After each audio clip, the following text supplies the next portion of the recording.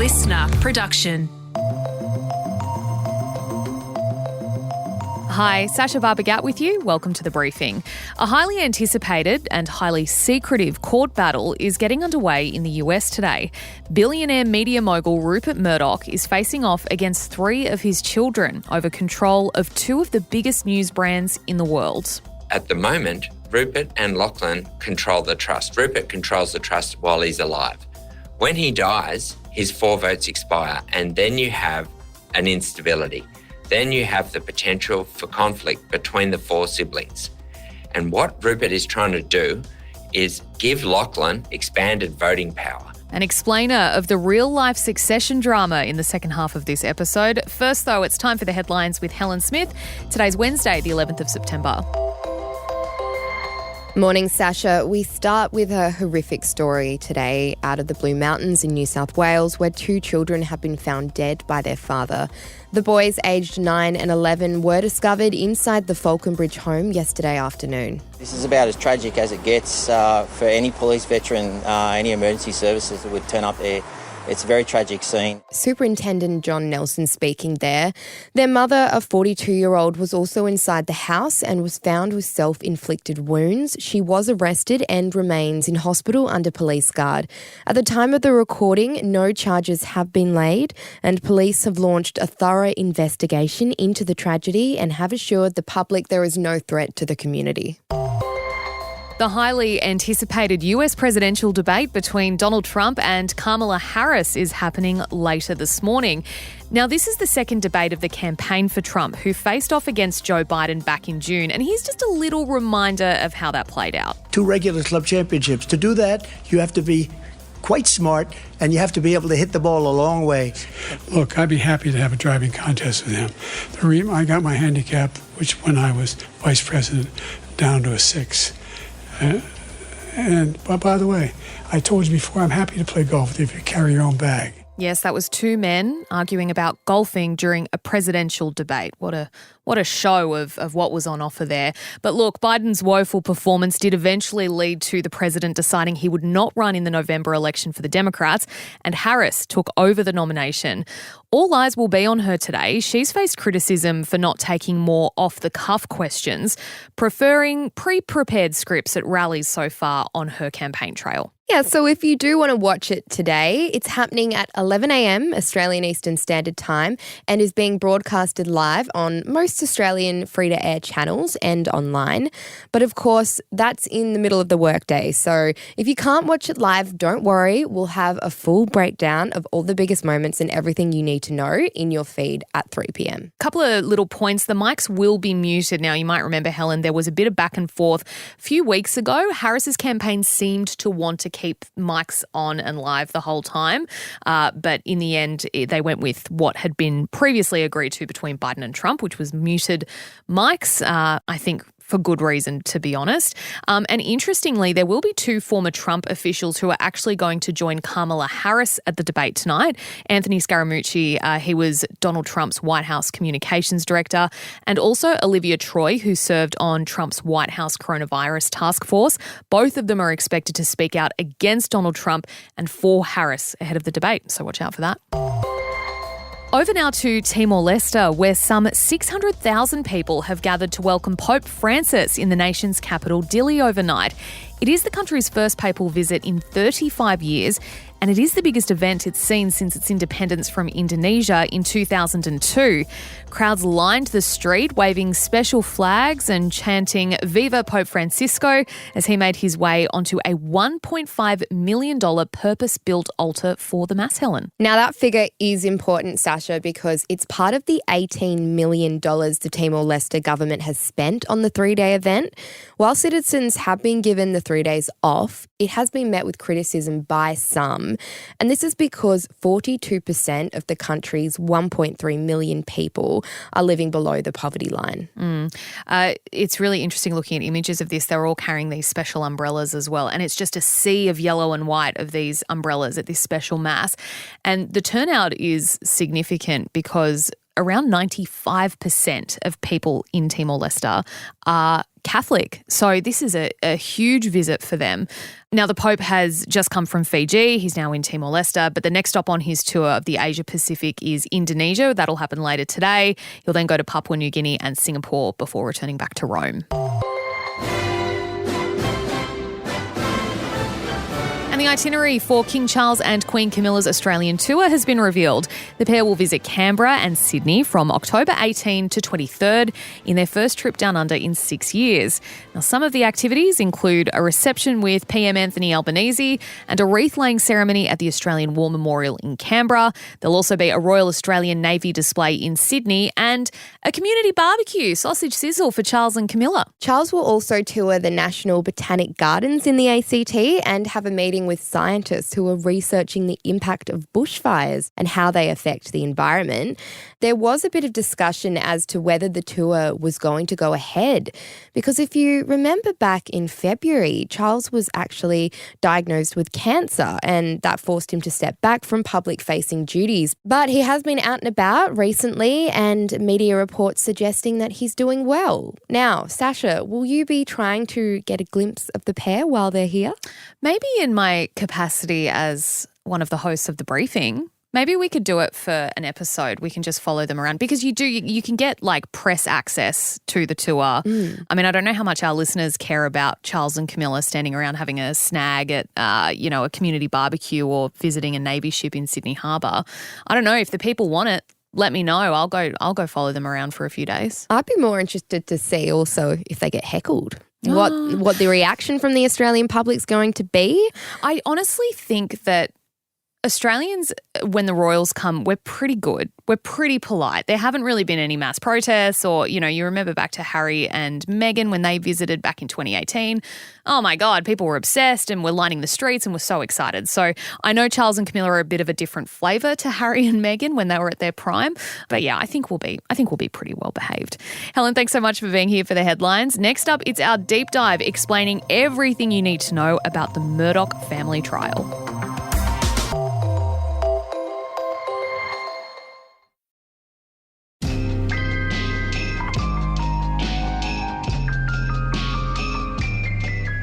The real-life succession fight for News Corporation and Fox Corp is about to have its day in court. A 2-week blockbuster trial is getting underway in Nevada today, and it's set to decide the fate of some of the world's most famous news brands and who gets to control them. Rupert Murdoch, the 93-year-old media mogul, wants to give his voting power in the companies to his oldest son, Lachlan, effectively stripping that power from his 3 other children. And if you are a fan of the series, this all might sound very similar to the hit TV drama Succession. Murdoch's children, Elisabeth, Prudence and James, are fighting this move in court. It is a bloody family fight for control of one of the most powerful media brands in the world. What will be revealed in the trial and how on earth did we get here? Paddy Manning is an award-winning journalist and author who knows a whole lot about Rupert Murdoch and his empire, and he joins me now. Paddy, welcome to The Briefing. To start us off, can you explain to us who the main players are in this legal fight and why it is such a big deal? What's going on is that the Murdoch media empire, which includes Fox and News Corporation, and in Australia that means that News Corporation owns Foxtel, at the Australian and a bunch of tabloid newspapers.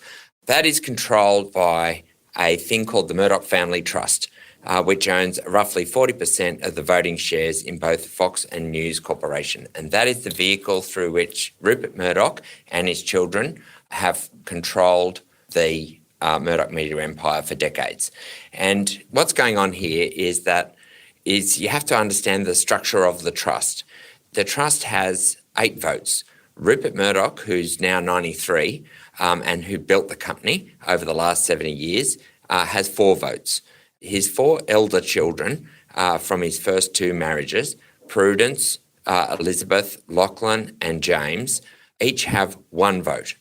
And so at the moment, Rupert and Lachlan control the trust. Rupert controls the trust while he's alive. When he dies, his 4 votes expire, and then you have an instability. Then you have the potential for conflict between the 4 siblings.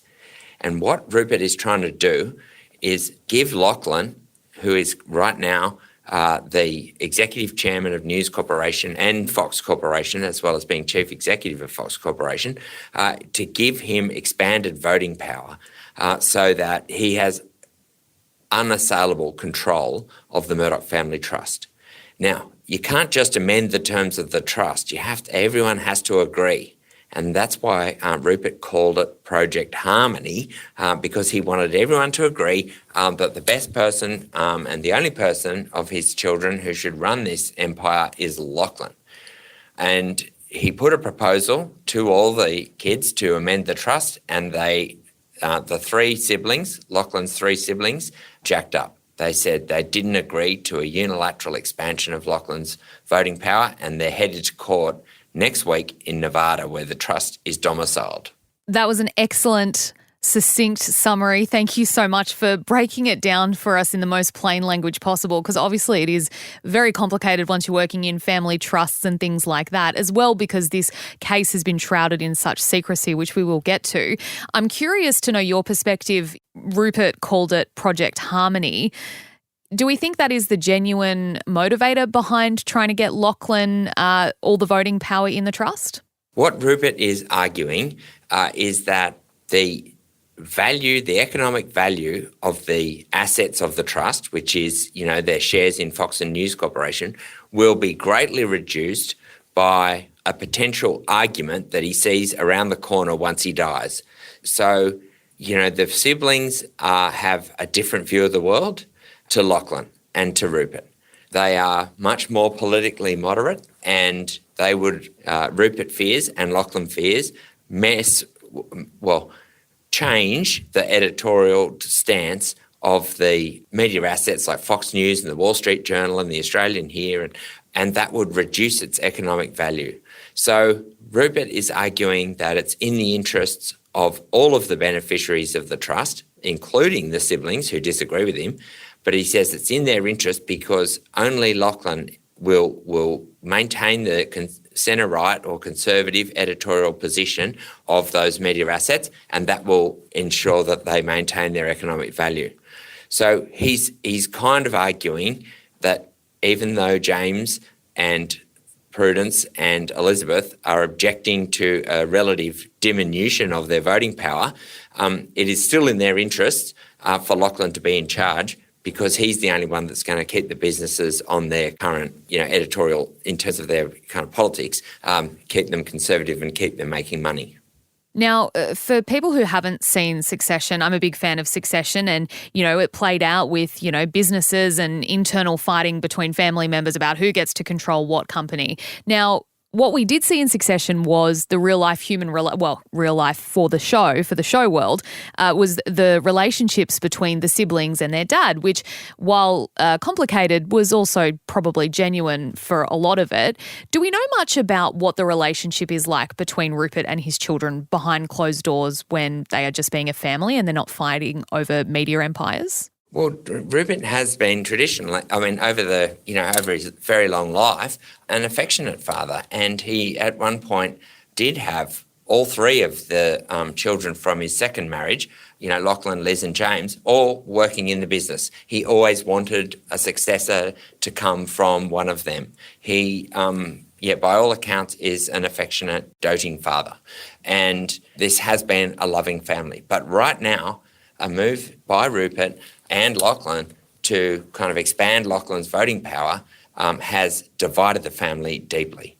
And, to an extent, the divisions are political, but I think this has gone beyond politics, and it's really about Rupert and Lachlan trying to alter a trust which was established. The terms of this trust were established in the wake of Rupert's divorce from Anna Murdoch in 1999.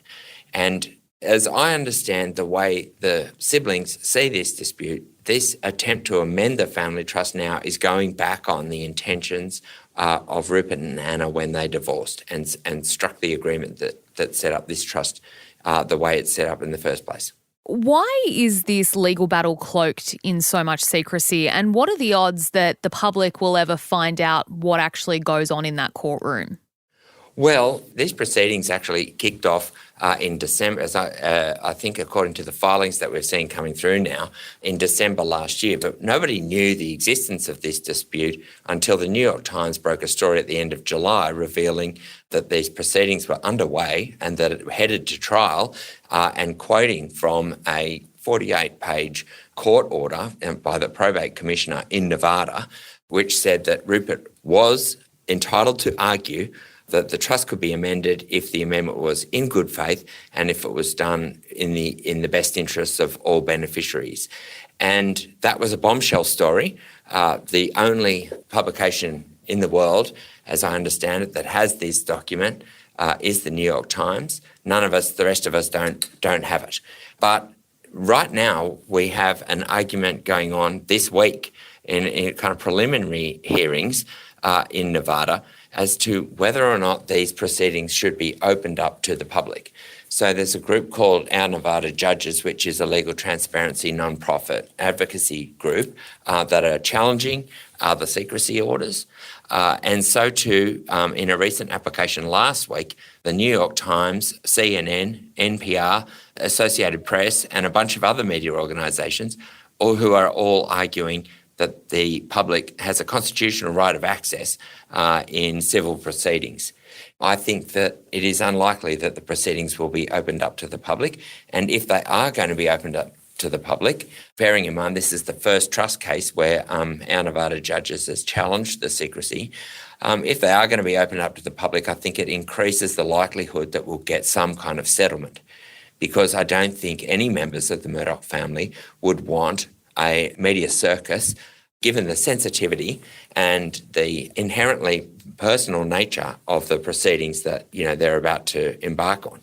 In its response, the lawyers for Lachlan and Rupert Murdoch are arguing that the media organisations that are applying for access are in fact competitors of Fox and News Corporation, and so why should they be given access to the inner workings of the Murdoch media empire, which is inevitably going to be discussed in these court proceedings. And I think there is every chance that the proceedings will remain sealed, because that is a big reason of why so many family trusts, as I understand it, are registered in Nevada in the first place, is that it is a relatively secret jurisdiction. Interesting. So we may never really know what goes on behind those closed doors. Paddy, before we let you go, why should regular people care about this? Isn't it just a bunch of rich people fighting over making more money?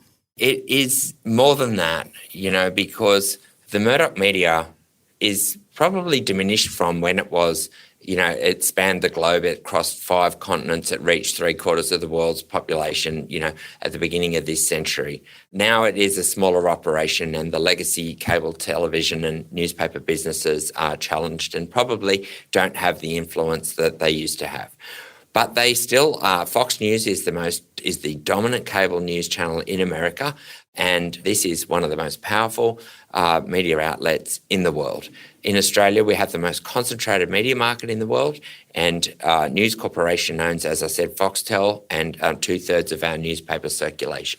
So the company has a huge influence politically and culturally in this country and overseas. And what is being disputed, if you like, in Nevada will affect the direction, the future editorial direction of that very powerful media empire. And that does affect all of us. And particularly heading into this most consequential US presidential election potentially in our lifetime, where the future of US democracy is on the ballot, the role that Fox News might play in the coming election on November 6th is going to be crucial. And the question is whether we're going to see a repeat of what we saw in 2020 when, the legitimacy of the election result was undermined by, baseless stolen election claims coming out of the Trump campaign. And are we going to see a repeat of that in 2024? And I think that these proceedings do have a bearing on whether and the extent to which, Fox News covers this election and the election result fairly and truthfully. So big impacts then, Paddy. Thank you so much for taking the time to explain to us the Murdoch family drama as it stands. I'm sure we'll be talking about it again in the future. Appreciate your time. No problem. Thank you very much. Journalist Paddy Manning speaking with me there. Thanks so much for listening to this episode of The Briefing. That is it for now. Before you go, we'd love it if you could share this ep with someone you think might enjoy it. And don't forget to keep up with us on socials. We are on Instagram at The Briefing Podcast. Also check us out on TikTok and YouTube. Search Listener Newsroom. And we'll be back in your feed with another ep this afternoon from 3. I'm Sasha Barbagat. See you next time.